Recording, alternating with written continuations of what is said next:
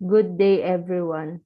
I am Ashley Jane of Group 14, and our report is the continuation of the report of the Group 13, consisting of the telephone system, the structure cabling, security alarm system.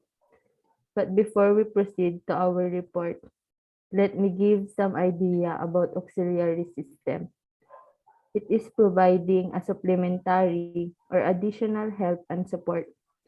Electrical auxiliary system are components related with security system, comfort system, lighting system, and information system, which are very important to help the main system to perform according the specifications. Let's proceed to the telephone system. Telephone networks were developed late 1800 for transmitting voice in form of analog signals. So ano nga ba yung analog signals? It is a continuous signal in which one time varying quantity such as voltage, pressure, etc. represents another time-based variable. It is also known as PSTN or Public Switch Telephone Network. Telephone networks use circuit switching. When we say PSTN, are networks that provides the infrastructure and services for public telecommunication. PSTN is traditional circuit switch telephone network. So how does PSTN works? It works by using underground copper wires that are hardwired from homes and business to switching centers where phone calls are connected to each other. Ang PSTN ang magdadala ng iyong voice call from your telephone through the network to the recipient's phone. Nowadays, telephone networks also carry digital data, thereby providing digital services. Telephone networks has three major components as follows: the local loop, trunks, and switching offices. So when we say local loop, physical link or circuit that connects from the demarcation point of the customer's premises to the edge of the common carrier of telecommunication service provided network. When we say trunks, it's a communication line or link designed to carry multiple signals simultaneously to provide network access between 2 points. Typically connect switching centers in a communication system. Switching offices. Actual telephone switches that provide telephone service to contact center. Next. So here is the diagram of the telephone system. Andyan yung local loop, trunk, and the types of offices. Let's proceed to the types of offices. End office or local central office. Switching center that connected directly to the customer's telephone instrument. Next is the tandem offices or toll offices. Was one that serve a cluster or local offices. Next is the regional offices. Involve switching traffic over long distance circuit.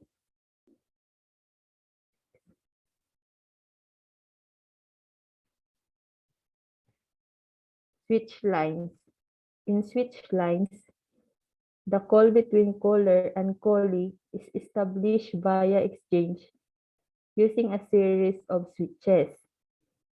When a call is received at exchange, appropriate switches are activated to link the caller's line to that of the person being called.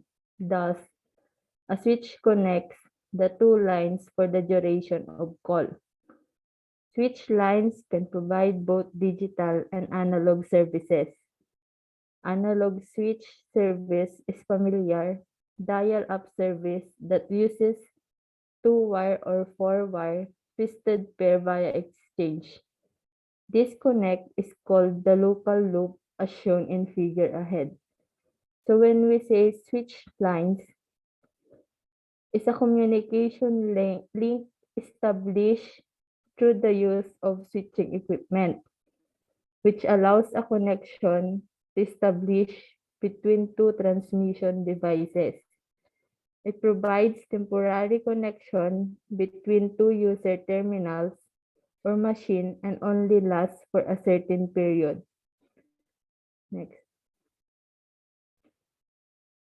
So here is the diagram of the telephone network.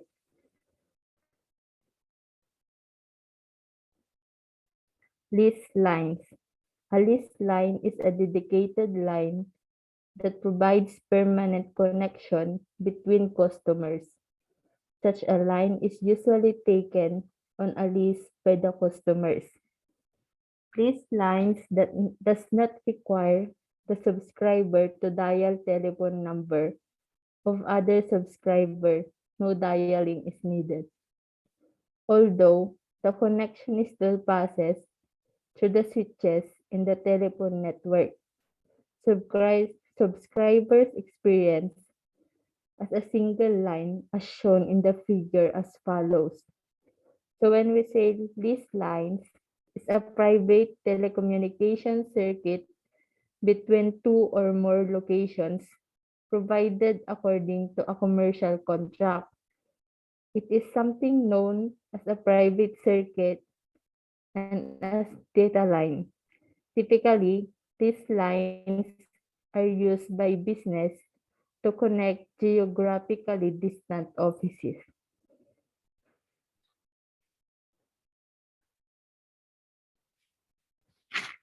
Here is the diagram of the telephone network.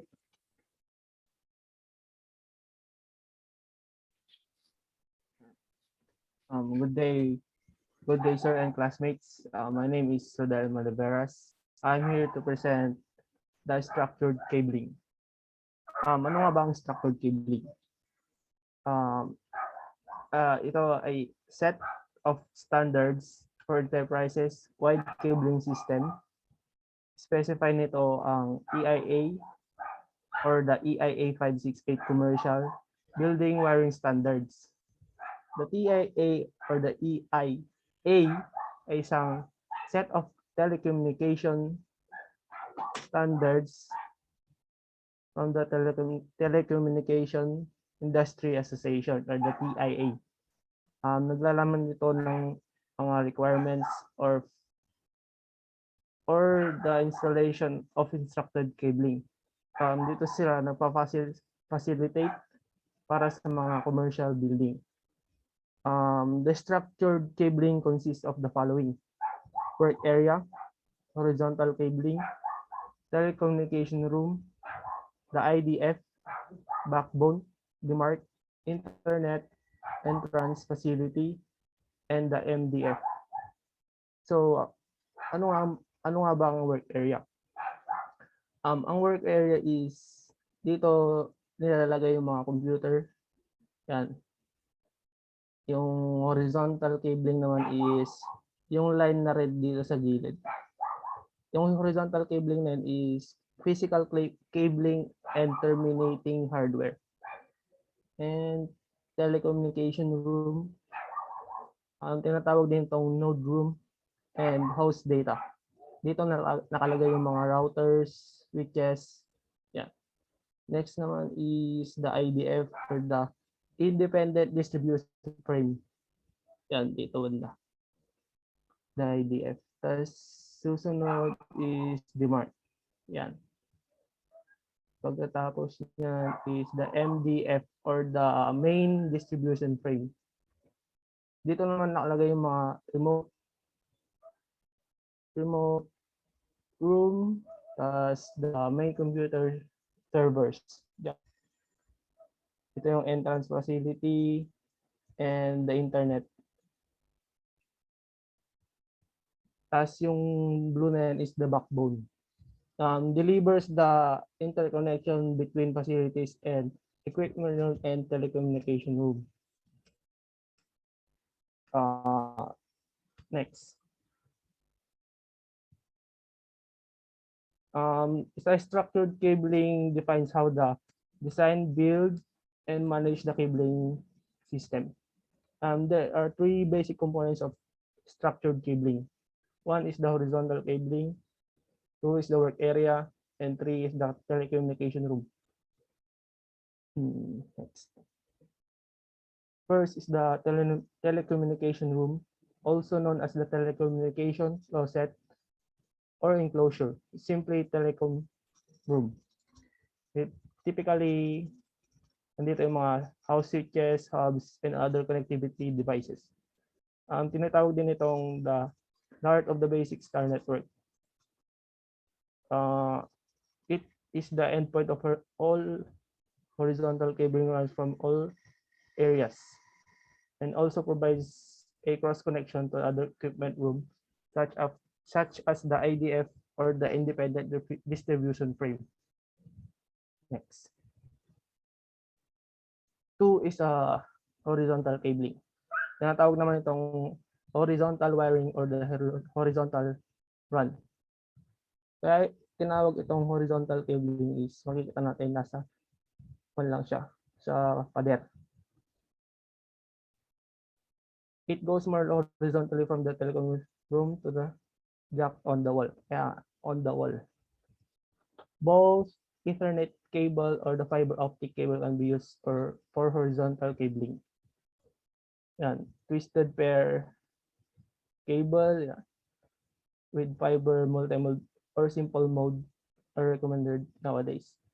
The maximum length of the STP naman is for the horizontal cabling is 90 meters. Next. Work area. Yung work area, dito nakalagay yung mga computers. Yan. Dito rin nakalagay yung mga outlet. Horizontal cabling comes up the walls, sometimes called the outlet data jack or the cable drop. The path cable is used to connect to other end user computer.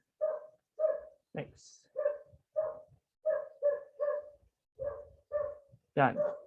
Dito naman is kaano kahaba yung UTP and STP cable.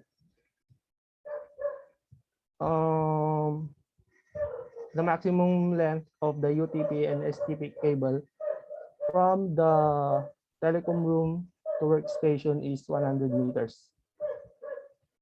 Tapos, from workstation naman, from the outlet is 3 meters. Yan. Yung tatlong outlet na yan. Tapos, outlet from the patch panel is 90 meters long.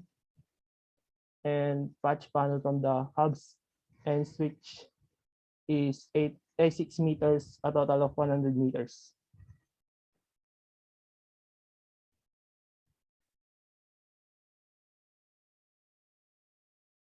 Yan.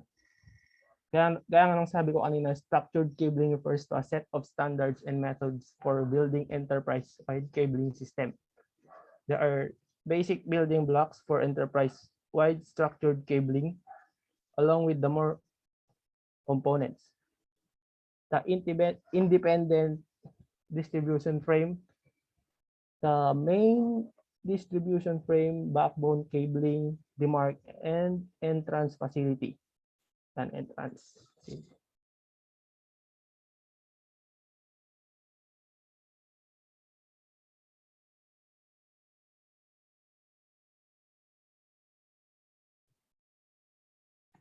Security alarm system.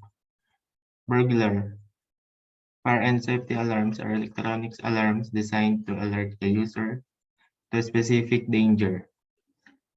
It collects information from the sensors, keypads, anti-tamper circuit, detects any faults in the wiring, and in the event of an regularly switches on optical and acoustic signaling.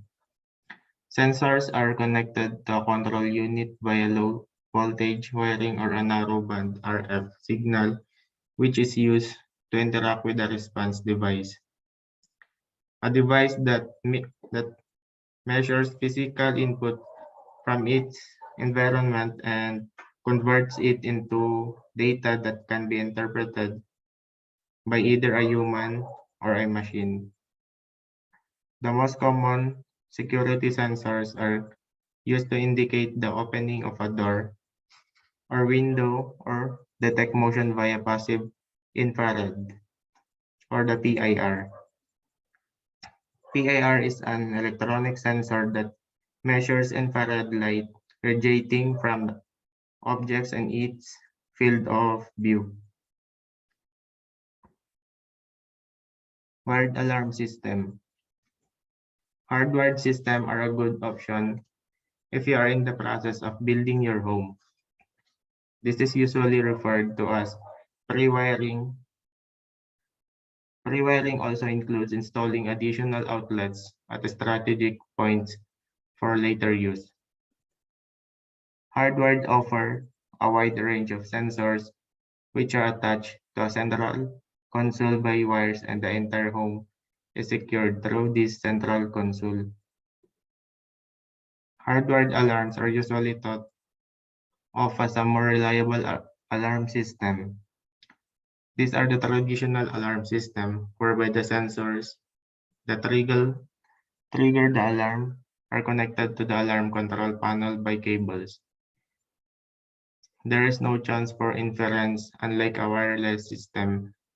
However, there will be considerable disruption during the installation as walls will need to be channeled and shirting and floorboards lifted. Wired alarm systems are hardwired into your building and communicate through attached, attached wires. Every sensor is physically connected to the control panel and in monitored system. The control panel typically communicates with the outside monitoring service via landline. Advantages of wired system. Installing a wired alarm system is that it generally requires less maintenance over time than a wireless system does. Because all the components are hardwired into your home, there are no batteries to replace, which means the system is likely to be more reliable. In addition, wired alarm systems are less prone to false alarm because they do not rely on radio waves. Therefore, hardwired systems are less prone to the interference that often accompanies household wireless devices. Wired alarm systems also have fewer components because each component in a wireless system requires both a transmitter and a receiver. Because of this, wired systems are less likely to fail. Disadvantages of wired system. The main disadvantages to installing a wired alarm system is the sheer amount of time and effort involved in installation. Because hardwired systems require an electrician to run wires through all the walls in your home to connect protection points, installation is often much more costly and labor intensive.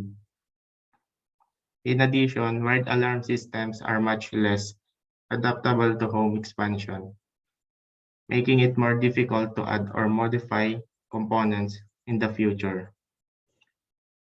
Wired alarm systems are also non-portable for homeowners who wish to take their system with them if they decide to move to a different home.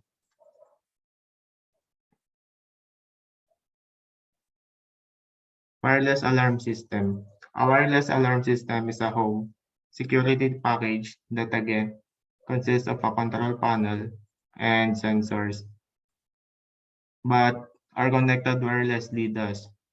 virtually eliminating the need for wiring. A wireless burglar alarm system can be self-installed by the kin or do it yourself, so will reduce the overall cost of your security system significantly. It can also be easily deinstalled and took with you if you move house. So this is deal if you are in rented accommodation. A wireless burglar alarm is an excellent solution for homeowners who want the best of all worlds: easily installation, cost effectiveness, and reliability. So here are examples of alarm system inside the house and where its sensors are installed. So all the sensors are connected wirelessly.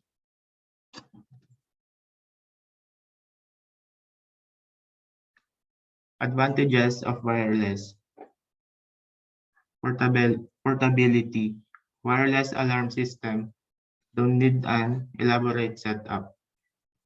When you move, you can disconnect all the components very easily and take them with you. Independence. Wireless alarms are not connected to the power grid in your house. Batteries allow them to function even in the event of a blackout. Anti-sabotage. Sophisticated burglars can disable a wired system by cutting the right wires. With wireless system, there are no wires, so a burglar needs to disable each individual component. Disadvantages of wireless: battery dependence. Sophisticated burglars can disable a wired system by cutting the right wires. With wireless system, there are no wires, so a burglar needs to disable each individual component. Alerts. Wired alarm systems have the capacity to alert the police or a security serve, while some wireless alarms can dial 911 and play a recorded message. They mostly just make a loud noise. Range. Wireless systems operate via radio signals, which means each component must be within range of the central station. For for large houses, they may leave certain areas unsecured.